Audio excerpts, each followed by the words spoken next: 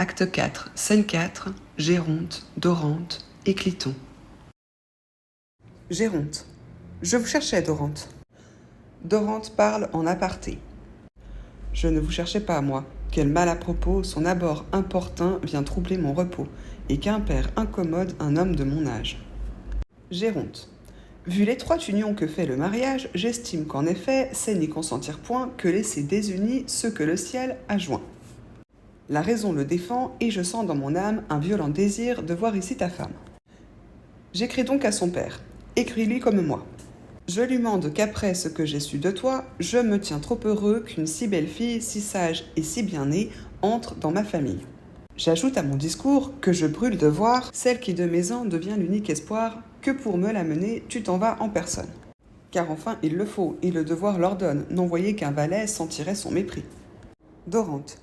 De vos civilités, il sera bien surpris, et pour moi je suis prêt, mais je prendrai ma peine.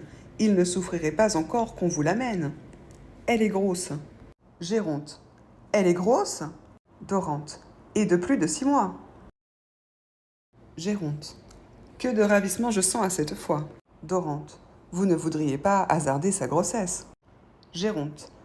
Non, j'aurai patience autant que d'allégresse. Pour hasarder ce gage, il m'est trop précieux. À ce coup, ma prière a pénétré les cieux. Je pense en le voyant que je mourrai de joie. Adieu, je vais changer la lettre que j'envoie. En écrire à son père un nouveau compliment.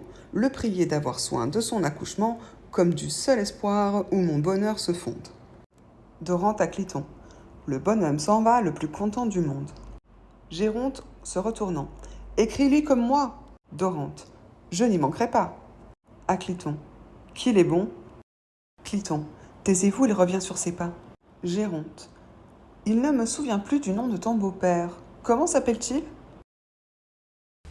Alors maintenant, il y a Géronte qui a rejoint Dorante et Cliton et il veut en fait écrire au beau-père de Dorante pour faire venir sa belle-fille la rencontrer. Il est content de cette union, hein, et donc il demande des informations à Dorante pour pouvoir faire parvenir une lettre. Là, Dorante, pour se sortir de son mensonge, parce que de nouveau, il n'a pas de femme, hein, il invente un autre mensonge, hein, comme quoi elle est enceinte, pour s'en tirer. Dorante. Il n'est pas nécessaire, sans que vous vous donniez ces soucis superflus, en fermant le paquet, j'écrirai le dessus. Géronte. Étant tout d'une main, il sera plus honnête. Dorante. Ne lui pourrais-je ôter ce souci de la tête? Votre main ou la mienne, il n'importe des deux. Géronte. Ces nobles de province y sont un peu fâcheux. Dorante. Son père, c'est la cour. Géronte. Ne me fais plus attendre, dis-moi. Dorante, encore en aparté. Que lui dirais-je? Géronte. Il s'appelle? Dorante. Pyrandre. Géronte. Pyrandre? Tu m'avais dit tantôt un autre nom. C'était... Je m'en souviens, oui, c'était Armédon. Dorante. Oui, c'est là son nom propre, et l'autre d'une terre. Il portait ce dernier quand il fut à la guerre, et se sert si souvent de l'un et l'autre nom que tantôt c'est Pyrandre et tantôt Armédon. Géronte. C'est un abus commun qu'autorise l'usage, et j'en usais ainsi du temps de mon jeune âge. Adieu, je vais écrire.